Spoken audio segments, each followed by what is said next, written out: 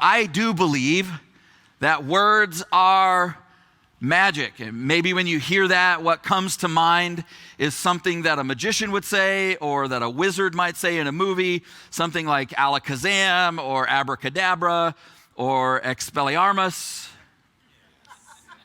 Okay, that last one was just to see where all the Harry Potter nerds were and they identified themselves. But those aren't the only magic words that exist. There's regular words that can be magic too. In fact, there's a simple short three-word phrase that is incredibly emotional and beautiful. It may be the most powerful way to reveal just how deeply you care about somebody. And those words are, I brought tacos.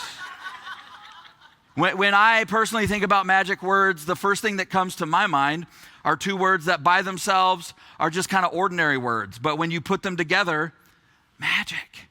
And those words are ice and cream. And whatever impact those words have on us as adults, the true nature of their power really is on kids. So when our kids were little and we would be out in public and they'd be acting up or kind of not doing the things they're supposed to be doing, and they're fighting or touching stuff or grabbing stuff and they're just going crazy, I could just look at them and say, ice cream. And they would immediately straighten up because they knew that those words meant if they could just sort of hold it together for a few more minutes and not act like animals for the next 10 minutes, like we'd go for ice cream later. But I didn't even need to say all of that. I could just say those two words, ice cream. And it was magic. Whoosh. I mean, imagine for just a second if you had a superpower where you could leave your physical material body and you could travel freely through time and space and then rematerialize inside the mind and the consciousness of somebody else. Imagine if you had that power. That would be incredible. And yet that's exactly what words give us the power to do. They allow us to touch without any contact. They have the power to move without physical force. They transmit emotion and passion and ideas and meaning. Every time we communicate, it contains a piece of us, and it connects us to and with other people. It connects us to and with each other. I don't think it's coincidental that the word communication originates from the same word as the words community and communion. Because we can't have healthy connection, healthy community, healthy relationships. We can't have healthy intimacy or communion with each other without healthy communication. Our words carry our hopes and our dreams, our fears and our doubts, our past and our future. What's interesting to me is that the very first time we're introduced to God in the scriptures, he's speaking. You flip to the opening chapter of the scriptures, Genesis chapter 1, and 9 different times in that chapter, it says, and God said. And then when he speaks, whatever he speaks, it actually happens. See, the truth is everything that you see is something that God once said, or it came from something that he once said. But when you read in a little bit farther in the book of Genesis, God isn't the only one speaking. At the beginning of our story, there's another voice. In Genesis 3, the serpent shows up and he starts talking to Eve. And he says, did God really say? Is that truly what God said, that you're going to die if you do that? And from his words flows nothing but destruction and pain and betrayal and devastation. And so right from the beginning of our story, right from the beginning in the scriptures, we see the breathtaking power of words, of speech, both for good and for evil. See, the reality for all of us is that words create and words destroy. And we kind of know that because we've been on the receiving end of that reality, right? There are certain things that people have said to you in your life that built you up. And there are other things that have been said to you that tore you down, that have stuck with you, that you can't forget. There are words or phrases that have instilled a sense of courage or confidence or hope and possibility, and others that brought only fear and insecurity and hopelessness and helplessness. So James, the brother of Jesus, he wrote maybe the most intense, sort of striking description about the power of our words in all of Scripture. You may have heard them. If you've been around church for any length of time, you may have heard these verses, but let's look at them together. It's found in James chapter 3, verses 5 and 6, and then we're going to skip and read verses 8 through 10. James wrote this. He said, "The tongue is a small part of the body, but it makes great boasts. Consider what a great forest is set on fire by a small spark. The tongue is also a fire, a world of evil, a world of evil, not eagle, a world of evil among the parts of the body.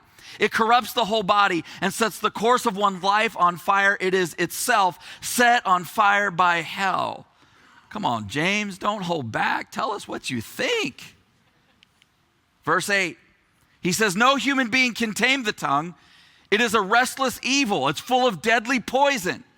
With the tongue we praise our Lord and Father, and with it we curse human beings who have been made in God's likeness. Out of the same mouth come praise and cursing. My brothers and sisters, that should not be. This should not be. Can both fresh water and salt water flow from the same spring?" Of course, the answer to that question is no. What James is describing is something almost catastrophic in its capacity. Our words, he says, can set the world on fire. And we've all seen and experienced that. Words create a firestorm. We have a whole language around it now, right? We talk about trolls and haters and people that just spend their time online just trying to set the world on fire. And so it's not just God's words that are powerful, it's our words too. That somehow the Creator has shared His power of creation with us, and because we're made in His image, the primary way that we create is the same way that He created, with our words. And so there's this reality that you cannot say anything without creating something. And even as I say that, I don't know about you, but there's part of me that wants to push back when I hear that, when I say it to you. Because I think honestly, everything I say is creating something. But have you ever been in a situation where something that you said caused a massive reaction, caused a massive situation, but you didn't even know? You were completely unaware. You had no idea. And there were meetings and conversations and decisions were being made, and people who had blocked you, or people who had unfriended you, or people who were talking about you, or a boss that was mad at you because of what you said. And when you found out, you were really confused because you had no idea what they were even talking about. You don't even remember saying what you said, much less saying something significant to cause enough to cause all of that. Because to you it was nothing. It was innocuous. It was just a throwaway thought. It was a throwaway line. But that word or that line set off a chain reaction. It was the tiniest of sparks. But now your whole world is on fire and everybody's melting down. Have you ever said words, just a few words, and then you got to say 1,000 times that many words to try to undo those words that you just said? See, everything you say is creating something. Magic, powerful, incredibly creative, indescribably destructive. In Proverbs chapter 18, verse 21, it comes right out and says it, just plain, straight up, that the tongue can bring death or life. Those who love to talk will reap the consequences. And we should pay attention to that, right? Because if there's ever a culture that loves to talk, it's our culture, right? We want the world to know what we think about everything. We want the world to know what we think about what they said. We don't care what they say about what we said, but we want them to know what we say about what they said. We want the world to know what we think about what we're eating and what we're doing, and we love to talk. I love the way that the Message translation for this verse is worded. It says that words kill and words give life. They're either poison or they're fruit. You choose. I love that. You choose. You get to choose. So God not only gave us the ability to create, He also gave us the ability to choose what we create with our words. So I wonder for you this morning, what are your words creating in the lives of the people around you? What are your words creating in the lives of the people that you care about most? And so all through the scriptures, going all the way back to what I mentioned a second ago in Genesis with God and the serpent, all the way through James in the New Testament, there's this dual nature to the power of words. There's this sense that there are almost like these two frequencies that are at war in the world around us. There's good and bad, blessing and cursing, salt water and fresh water, life and death. There's this sense that your language and my language, that your words and my words will either resonate with the voice of God or they will be in dissonance with what God is saying to the world around you. So there's a story about a family in the Old Testament where the power of words really is on full display. And the two people at the heart of the story, they communicate in completely different ways with completely opposite frequencies. And it has a profound impact on how the situation plays out for each of them and what ultimately happens. So we're going to look at this story, and then we're going to come back and look at a verse that has kind of some practical sort of application for us before we finish. So before he was king in Israel, there was a period of time in David's life where he was on the run. But he wasn't alone. He was a legendary warrior. He was a legendary military leader. So he had a troop of men, 600-700 men who were loyal to him, and they traveled with him everywhere. And it was common practice during that period of time, especially in that part of the world, for groups like this, when they were in a given area, to provide protection to families and landowners in exchange for a little bit of food and provisions. And so that's exactly what's happening in this story, that David and his men are staying in the wilderness, and they're staying near the land of a wealthy couple named Nabal and Abigail. And they'd been there for a while, and after protecting them and their land for a while, David sends word to them to see if they can get a little bit of food and provisions. And he's like, hey, it's your boy David. We've been watching out for you.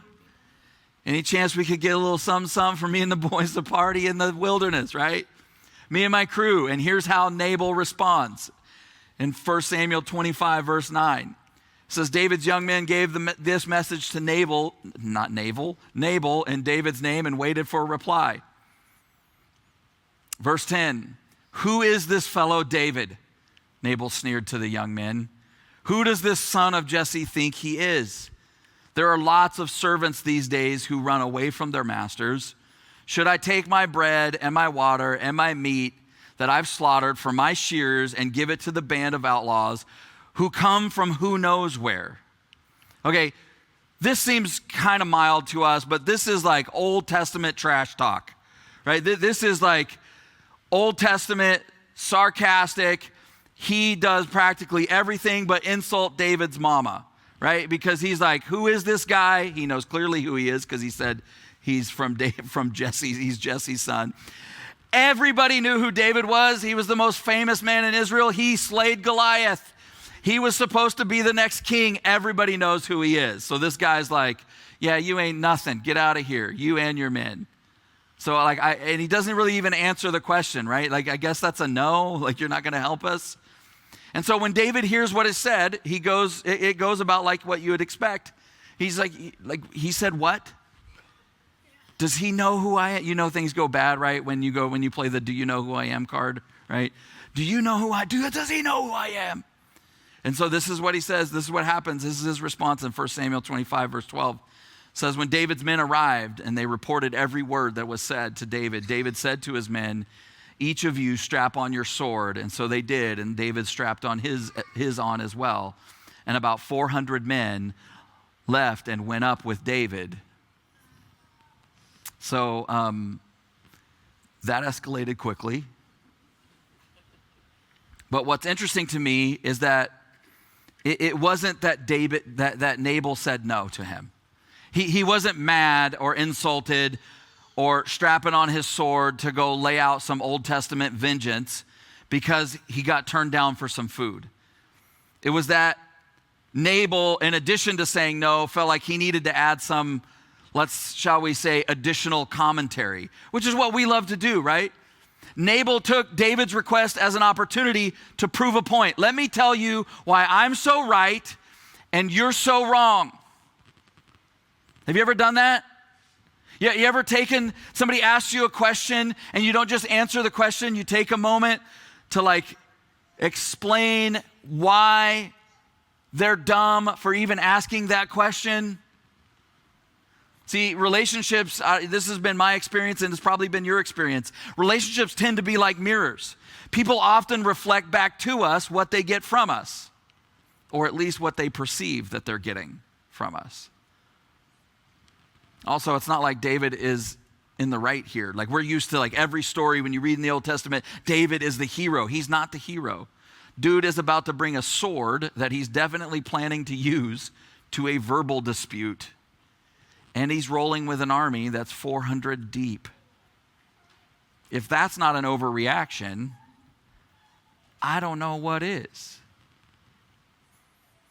So, not wanting to die, one of Nabal's servants runs and tells Mrs. Nabal what happened. And she immediately springs into action and she puts together a bunch of food and she heads off without telling her husband. She heads off to go and meet up and talk with David.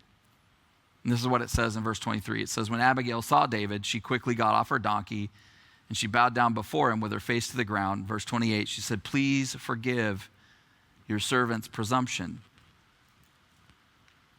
The Lord your God will certainly make a lasting dynasty for my Lord. It's such a weird thing for her to say, but it's brilliant. She says, because you fight the Lord's battles, and no wrongdoing will be found in you as long as you live. So this is just a little snippet of what Abigail says when she reaches David. But if you should go back and read this whole chapter, read this whole story, because Abigail puts on a master class in communication. We don't have time to go and read it all, but you should definitely go read how it plays out. But similar to Nabal, it wasn't just what she said, it was how she said it. See, both times in both parts of the story, what we see is that intent is just as important as content. And we've all experienced that, right? Like, I don't particularly like the attitude with which you said that to me. Why don't you try it again? That's what you did as a parent, right? When your kids say something kind of sassy to you. Why don't you try it again with a little less attitude? And then there are other times where the intent and the content are both okay, but the context is all wrong. Have you ever had that happen? Proverbs 27:14 is kind of a funny verse that says that a loud and cheerful greeting early in the morning will be taken as a curse. I have a friend named Megan, and this is her life verse.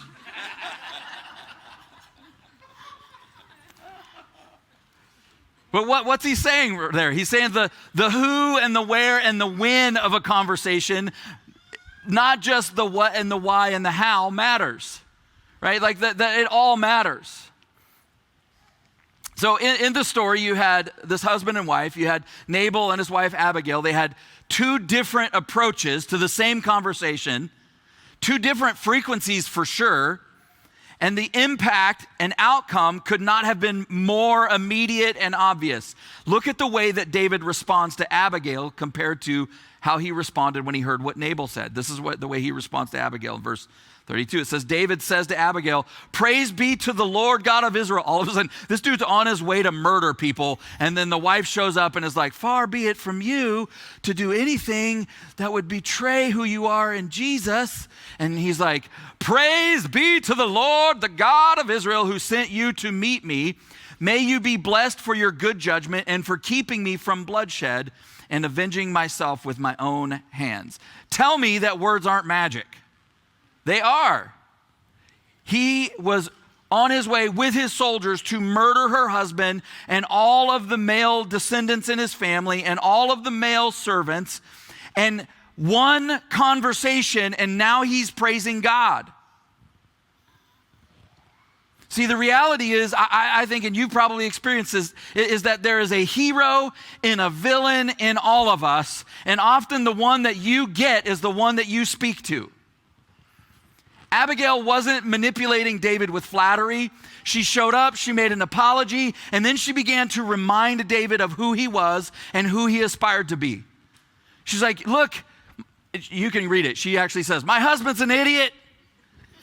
He doesn't know what he's doing. He deserves whatever's coming. But listen, this is not who you are. I know who you are. This is not the person you're going to be. See, the truth is, not only are your words creating, they're also shaping what those around you are creating with their words as well. Because she's in this moment talking to David, and he goes from hide your kids, hide your wife, we're going to be killing everybody out here, to praise be to the God of heaven for sending you to meet me. Think about that in terms of your job and the way you respond to your coworkers or your boss or the people around you or that one idiot that you customer or vendor or whoever. Think about that in terms of your relationships and certainly in terms of your family. And maybe that's the hardest part for us in this whole thing, is recognizing and admitting the power and the impact of our words in the lives of other people. We know their words impact us. We can see it, we can feel it. But so often when it comes to us, we have a tendency to diminish the things we've said, right? Oh, it's just me. These are just my words. My words aren't that important. They're just words. And so we're irresponsible with our language, with our words, because we don't really recognize the power that they have in other people's lives. But remember, you can't say anything without creating something. Now, obviously, this stuff applies to all of us. It has huge implications for all of our families, all of our closest relationships. And regardless of whatever you believe about God or wherever you're at in your faith, we'd all be really smart to pay attention to this truth. But for a group of us, probably for most of us in this room, this stuff really isn't optional. It's good advice and helpful for all of us to sort of keep in mind, but if you're a Jesus follower, the words that you use and the impact that they have and being aware of that isn't optional. It's not like a second tier kind of thing. It's like first tier stuff. Let me show you what I mean. In Ephesians, which is a New Testament book after Jesus, this guy Paul is writing a letter to a church, to a bunch of Christians in a town called Ephesus. And he's writing to these first century Christians, and he's reminding them of the thing that's supposed to be driving and directing the way that all of us, if you're a Jesus follower, should be living and acting, the way that we all talk to and treat each other. The way that we're supposed to love and talk to and treat other people in the same way that God has loved and treated and talked to us in Jesus. And so he says this in Ephesians chapter 5, verse 1. He says, follow God's example, therefore, as dearly loved children, and walk in the way of love, just as Christ loved us and gave himself up for us. So he says, follow God's example and walk in the way of love. And I know if you're like me, if you read that, it sounds almost like it's poetic, it sounds beautiful, but it also sounds kind of like passive and gentle and soft. And I mean, it feels like it belongs in a church service, but not in real life. But I love that right after that, he goes, if you want to know what the way of love looks like, if you want to know what the way of love sounds like, look at Jesus. Look at the way he lived and look at the way he talked, because it's actually the opposite of passive and soft. He says that the way of love, the frequency, the way that love communicates, it's bold, it's intentional, it's resilient, it's sacrificial, because that's who Jesus was. And so right before these two verses in Ephesians chapter 5, Paul takes this idea and he teases it out and actually applies it specifically to communication. Check out what he wrote in Ephesians 4:29. He says, do not, this isn't a suggestion. If you're a Jesus follower, you should pay attention. Do not let any unwholesome talk come out of your mouths, but only what is helpful for building others up according to their needs, that it may benefit those who listen. He says, do not let any unwholesome, that word just means stinky, putrid, distasteful, offensive smelling. It was the word that in their culture they used to describe rotting fish. He says, do not let any unwholesome talk come out of your mouth. He's basically going, look, your mouth is a gate and you're the gatekeeper. And there's going to be words, there's going to be words that are hurtful and not helpful. There's going to be words and phrases that are going to storm the gate of your mouth, and it's your job to not let them through. And honestly, we could just be like, that's it. Whew, let's pray and finish up, because most of us would have our hands full if we just went home and worked on that. I would. Because probably like me, if your mouth is a gate, you're not a very good gatekeeper all the time. Or if you're like my wife, she's a really good gatekeeper for the things that are coming out of her mouth, but it's all over her face. You know what I'm talking about? You know anybody like that? But he doesn't stop there, right? That's just kind of the negative side to the equation. That's just the destructive side of the equation. And that's what I really love about this verse, is it kind of addresses both sides. It addresses both frequencies. Because then he gives us this, he begins to frame the other side of communication. And I think this is super important, because he's about to tell us how to leverage the incredible creative power that God has given us in words. And again, if you're not a Christian, this is really, really good advice, and you can take it and it'll help you in your life, but you're off the hook. But if you're a Jesus follower, this is like not negotiable stuff. And so he starts with the kinds of words to not let come out of our mouths. That's the unwholesome stuff. And then he begins to frame or describe the kinds of words that we should be using. And he starts with the phrase, he started with do not, and now he says but only. Just think about that for just a second. But only means but only. As in, he's going, these are the only kinds of words, and this is the only kind of speech that should be coming out of your mouth if you're a Jesus follower. And what are those words? And what is that kind of communication? He says, what is helpful for building others up according to their needs. To which I go, what a letdown. This was going to be helpful. I mean, talk about unsatisfying. Because in addition to sounding impossible, it just sounds unproductive and unworkable. I mean, think about that in terms of like leading your employees or doing an employee review. Use only words that are helpful to building others up according to their needs. Think about you as a parent. Like trying to parent kids in one of the most difficult moments of parenting, and you're using only words that are good for building them up. It just feels like that's not really applicable to life. And that's because we've reduced what he's saying here to, basically, we just summarize it to him going, be nice. Just be nice. But that's not what he says, right? What he said was, use words that are useful for building other people up. He's going, words are like building material. Whenever somebody leaves a conversation with you and me, they should be built up, regardless of whether or not it was a positive conversation or a difficult one. Regardless of whether or not it was stuff they really wanted to hear, or whether it was the hard things that needed to be said that maybe they weren't looking forward to or just didn't expect. He's going, but they should be better for it when they walk away. They should be built up. And this is hard, and the reason why we don't do that is because you know what it means? It means that if I'm going to do this, I have to be a student.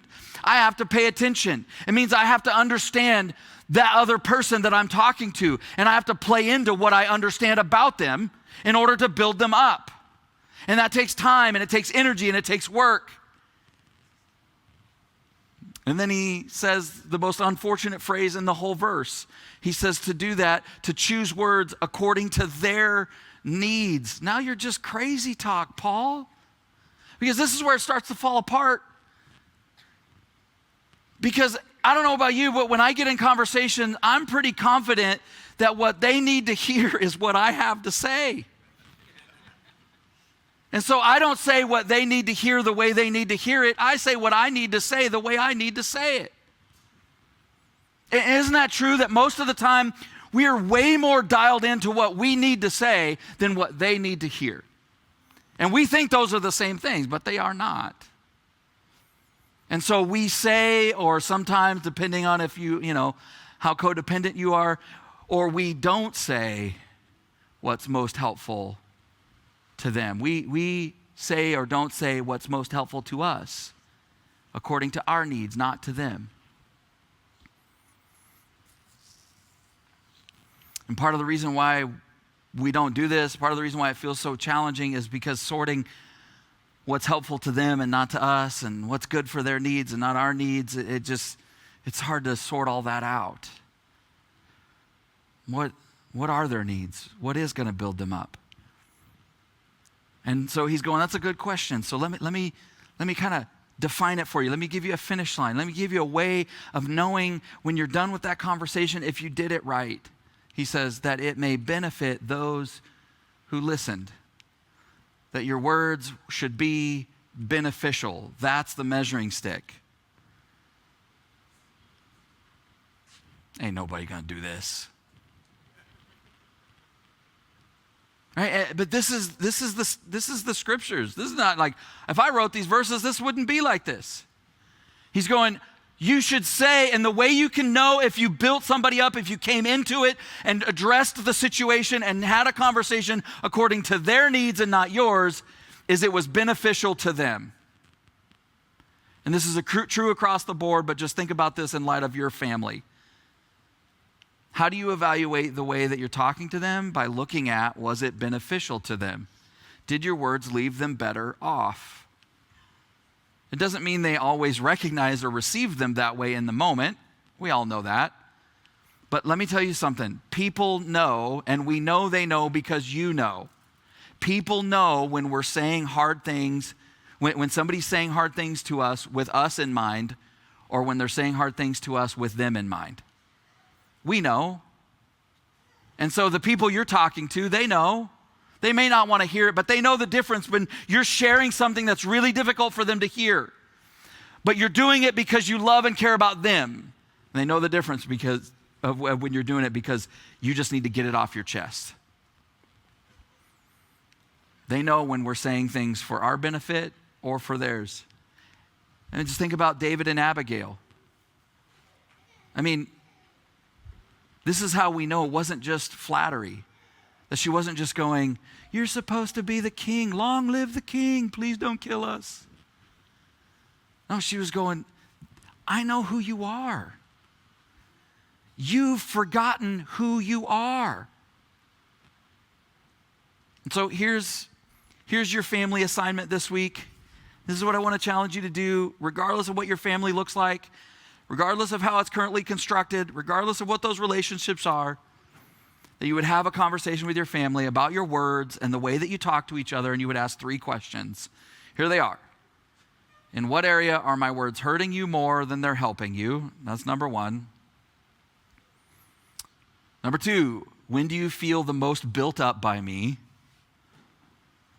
And number 3, what's the most meaningful and or beneficial thing I've ever said to you? Because words are magic. They're powerful. They connect us together. So that's what this series is going to be about.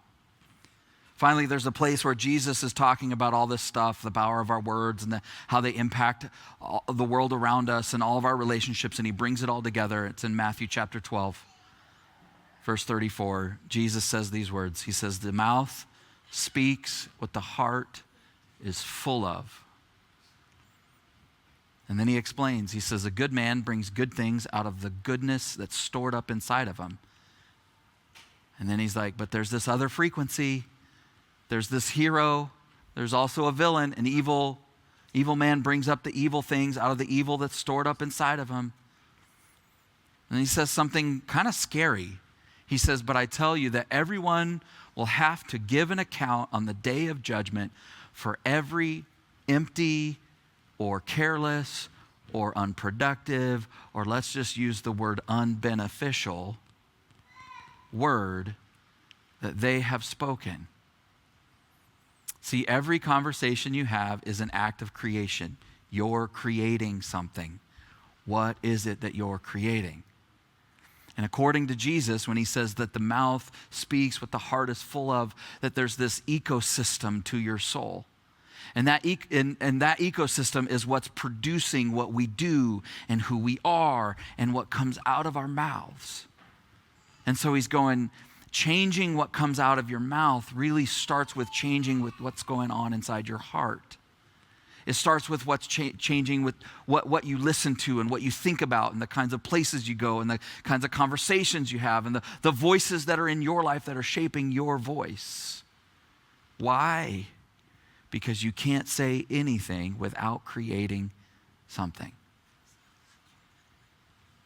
And so he's gone, resonating with God's voice out there starts with resonating with God's voice in here. And the beautiful reality is that Jesus steps into that place and he goes, man, I'm knocking on the door of your life. And if you open that door, I'll come in and we will start a conversation. And that conversation will start to change every other conversation you have in your life.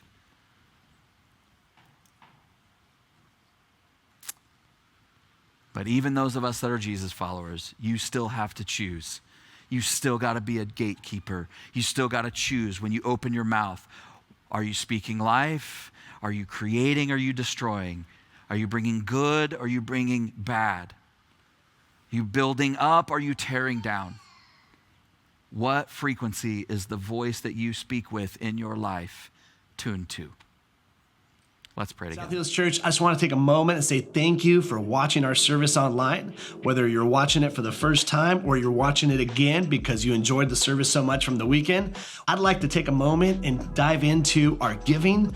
Every week we give people the opportunity to give back and give to the local church so that God can continue to bless your lives and bless your finances. Here at South Hills, we believe that everything comes from God. We believe that He's the one that chose us and brought us into this world, gave us our gifts and talents and abilities. And I just want you to know that when we give, we are giving back what God has already given to us. If you've ever seen any of our envelopes at a South Hills campus, you'll see on there that it says, every week at South Hills, your generosity is giving people the opportunity to live a better story. And there's a scripture on there in Matthew chapter 6, verse 21 that says, where your treasure is, there your heart will be also. So I want to encourage you today to click down below and set up your giving, whether it's for the first time or whether you're doing reoccurring giving. We have 4 ways to give here at South Hills. 1, you can do it in person at any of our campuses through an envelope. Or 2, you can actually text any amount that you would like to 84321. And the third way is to download our Church Center app. I encourage you to do this one because the Church Center app gives you opportunity to stay connected with our church and your campuses. It's a great tool and resource for you to know what's going on. And the fourth way to give is to give online. You can go to southhills.org/give and you can set up your giving there. Whether you're a guest of our church or whether you are a member of our church, or whether you simply just like to watch our services, I encourage you to trust God with your finances so that He can bless and anoint your finances and you can be trusting God in this journey of living life to the fullest. I love you and thank you for watching our online service today.